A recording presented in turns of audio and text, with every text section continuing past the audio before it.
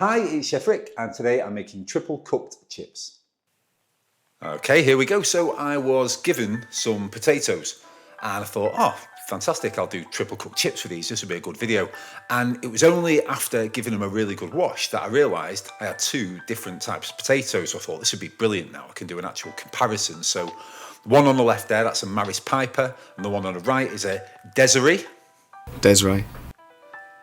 And I'm going to put both these potatoes through the exact same process, but you don't need to watch two different types of potatoes being peeled. So we'll just use the Maris Pipers for this video. First thing you're going to do, of course, is peel the potatoes, and throughout all the stages, keep them in water like this. It removes the starch and it stops them going brown as well.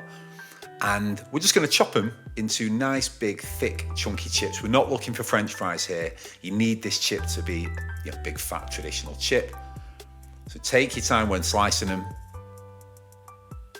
and then ultimately that's what you're looking for. Big, fat, chippy style chip. Again, see the back in water. Water keeps clearing as the starch comes off them. And this is cook one of the triple cooking. So the first thing we're going to do is we're going to be simmering them in very hot water for about 10-15 minutes. You don't want that water to be boiling, that's salted water as well, of course. You don't want it to be boiling. All we're trying to do is get the outside of these chips to just start to break apart slightly. So just as soon as they're starting to break apart, get them off through a colander drained, and then put them into a tray like this. You can see how the edges are all rough, but the chips have stayed the right shape. Into the fridge with them until they're cold. You can freeze them as well if you like. The first fry. So this first fry is going to be completely cooking the chips.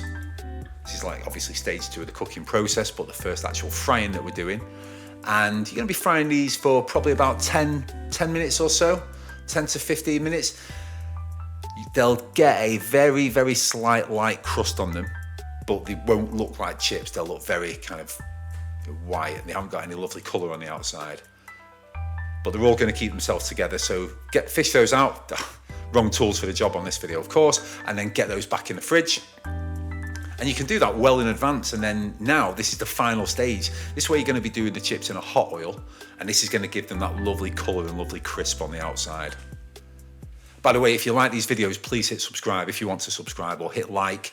It's amazing whenever you get new subscribers. Really, really good for the channel and everything. So if you do want to do that, it means the world to me. So thank you in advance if you choose to do that. There we go. Chips done. Let's just drain them now. Obviously these are beautifully cooked. They've got a lovely crispy outside. All we're going to do, same with both chips. Both chips are going to get some salt on them. Tiny little bit of malt vinegar, just so we can compare the two.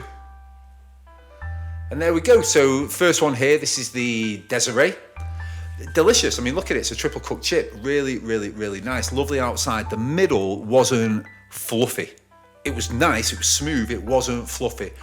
Yet the Maris Piper, you can see the outside got a little bit crispier. As I bend this, watch this, it kind of snaps. So you see how like crispy the outside is, and the middle was way fluffier. So yeah, Maris Pipers, these were the ones.